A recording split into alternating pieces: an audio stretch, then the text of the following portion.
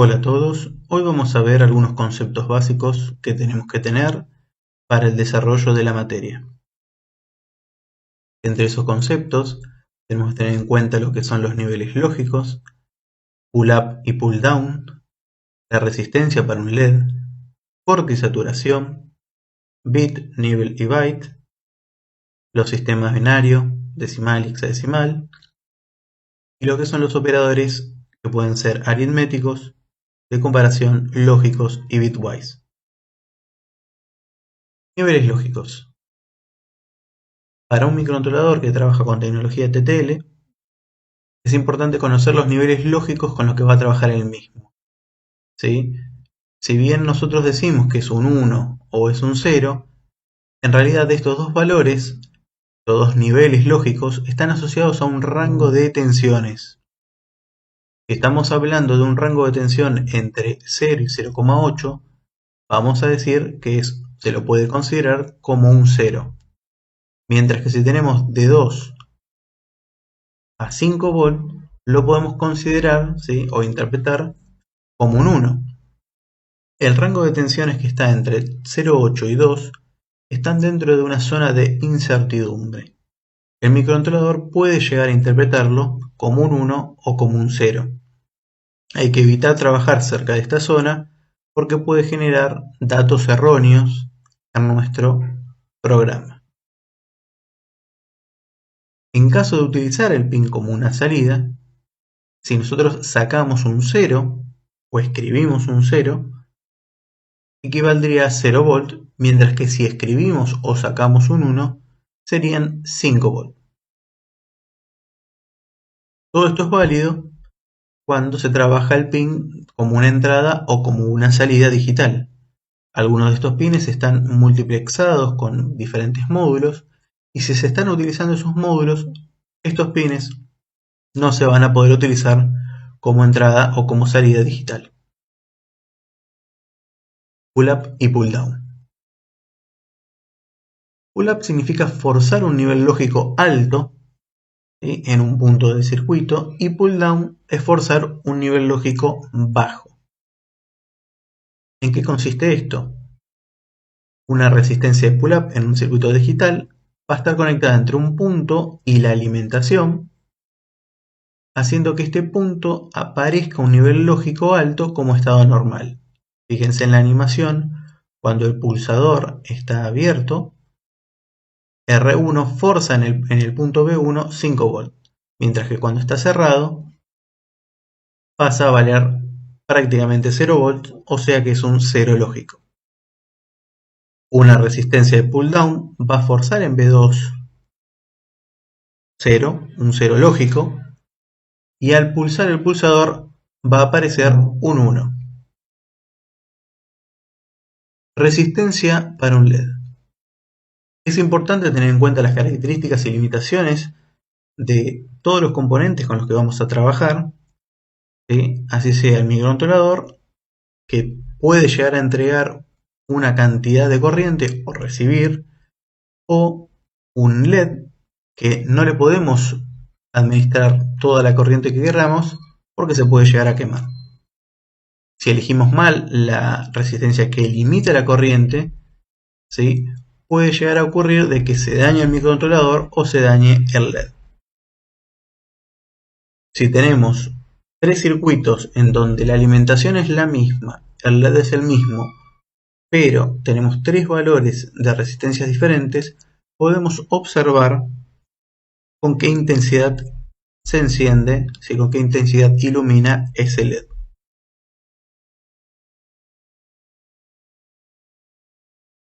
Teniendo en cuenta que si escribimos un 1, o sea 5 volt en el pin, se puede deducir fácilmente que empieza a circular una corriente. Esa corriente hace que aparezcan caídas de tensión, una caída de tensión en el LED y una caída de tensión en la resistencia que limita el LED.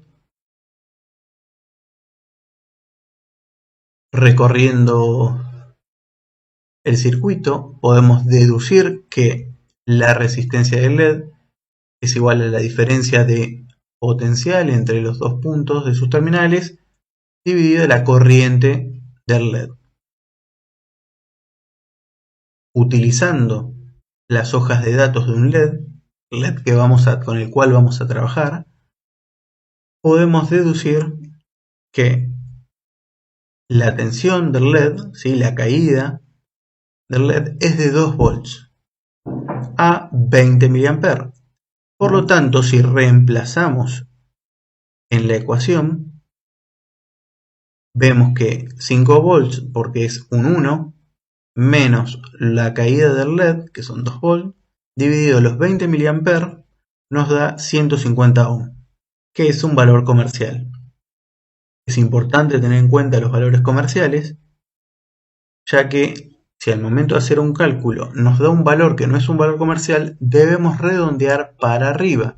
De esa manera la corriente va a ser menor y nos vamos a asegurar de no demandarle demasiada corriente al microcontrolador. Corte y saturación. Un transistor se lo puede utilizar como un amplificador o como una llave. Si esa llave está cerrada, se la dice que está saturada. Mientras que si esa llave está abierta, el transistor está trabajando en corte. En corte podemos decir que la caída de tensión colector-emisor va a ser de 5 volts, o sea, es una llave abierta, mientras que en saturación la caída de tensión va a ser prácticamente 0 volts, o sea que se lo puede considerar como una llave cerrada. En la animación podemos observar de que si le enviamos un 1 se transforma en una llave cerrada y si le enviamos un 0 se transforma en una llave abierta. Para asegurarnos de que esto ocurra, se tiene que cumplir mínimamente que R1 tiene que ser mayor o igual a 10 veces R2. Dependiendo de la corriente que nosotros necesitemos en el colector, vamos a hallar justamente R2 y por lo tanto R1 va a ser 10 veces más grande a R2.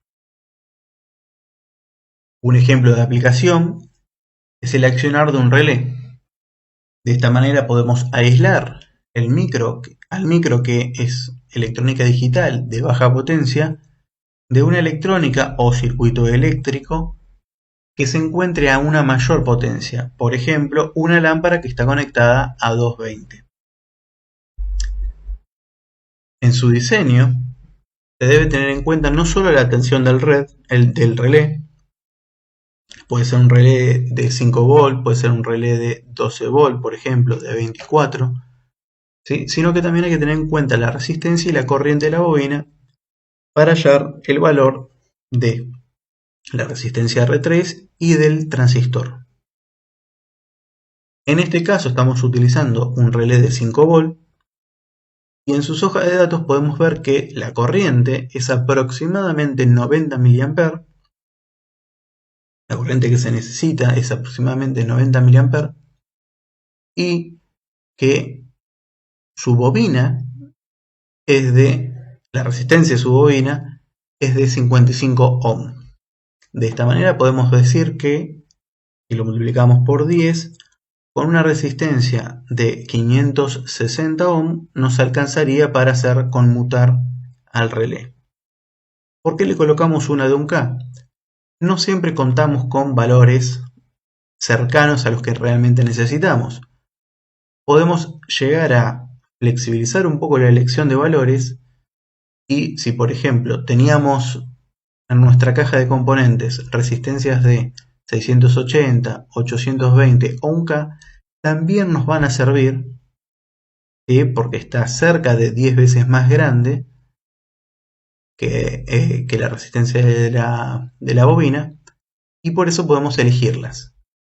Otra cosa a tener en cuenta es la corriente que debe soportar Q2. Para eso utilizamos las hojas de datos de este transistor y podemos observar que soporta 500 mA. Es con comparación a los 90 que necesita la bobina, no va a haber problemas con este transistor elegido. En cuanto a su funcionamiento, ¿sí? Al saturar el transistor con un 1 proveniente del pin del microcontrolador, se energiza la bobina del relé, haciendo que la llave conmute y se encienda la lámpara. Mientras que si desenergizamos la bobina, con que cortando el transistor, por lo tanto le estamos enviando un 0 desde el micro, la llave se abre y la lámpara se apaga.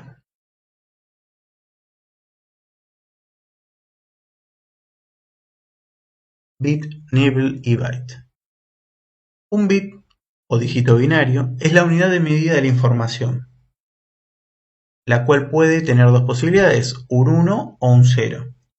Dependiendo de la cantidad de bits que nosotros agrupemos, le podemos dar cierto nombre. Si estamos trabajando con uno solo, es simplemente un bit. Si estamos trabajando con 4, es un nibble. Y si estamos trabajando con 8 bits, va a ser un byte. Con 16, un word o una palabra. Y con 32, un double word. Decimal, binario y hexadecimal. Cuando se trabaja con microcontroladores, es común utilizar los sistemas binarios y hexadecimal para el manejo de los puertos y el procesamiento de la información que ingresa al microcontrolador. Recordemos que un puerto en un microcontrolador son 8 bits. Están agrupados de tal manera de que si necesitamos sacar información, con que saquemos un byte de información, podemos mostrarlo en ese puerto. Si estamos ingresando información, por ahí estamos ingresando de un solo bit. También lo podemos trabajar de manera hexadecimal, no necesariamente tiene que ser de manera binaria. Por eso es importante tener la equivalencia a la hora de pasar de un sistema a otro.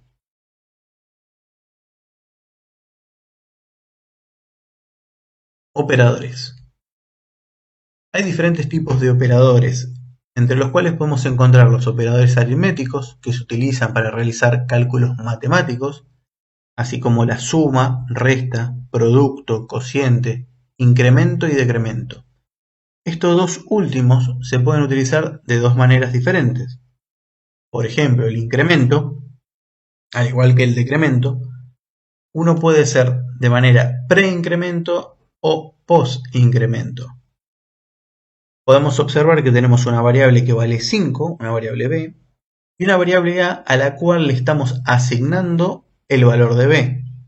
En el primer caso, ¿qué estamos haciendo? Estamos incrementando primero el valor de b y luego se lo estamos asignando a la variable a. Por eso, ambas variables terminan valiendo 6. Mientras que en el segundo caso, primero estamos asignando el valor de b y luego lo estamos incrementando. Por eso a pasa a valer 5, que es el valor original de b, y luego de su incremento b pasa a valer 6. También podemos contar con operadores de comparación, que se encargan de comparar dos condiciones de una expresión. Por ejemplo, tenemos la que es igual igual. Esto es un operador importante. Hay algo que tener en cuenta en esto, que estamos utilizando dos iguales para hacer una comparación, mientras que si utilizamos un solo igual, el ejemplo anterior, estamos asignando. ¿Sí? Asignar significa hacer igual una variable a algo, mientras que comparar, ¿sí? Hacer una comparación, nos está preguntando si una cosa es igual a otra, es una pregunta. También tenemos el operador de distinto, menor, mayor, menor o igual o mayor o igual. Hay operadores lógicos que son encargados de producir resultados de tipo true o false, ¿sí? 1 o 0, como son el AND, OR y NOT. Y operadores bitwise, que son para modificar los bits de una variable. Estos operadores se utilizan bit a bit. por ejemplo AND, OR, XOR, el complemento de algún bit o varios bits, rotar a la izquierda y rotar a la derecha. Como ejemplo de rotar a la derecha, podemos ver la siguiente animación, en donde se la va a rotar a esa variable 8 veces, de tal manera que vuelva a su estado original. Ahí podemos observar que va rotando de un bit a la vez 8 veces.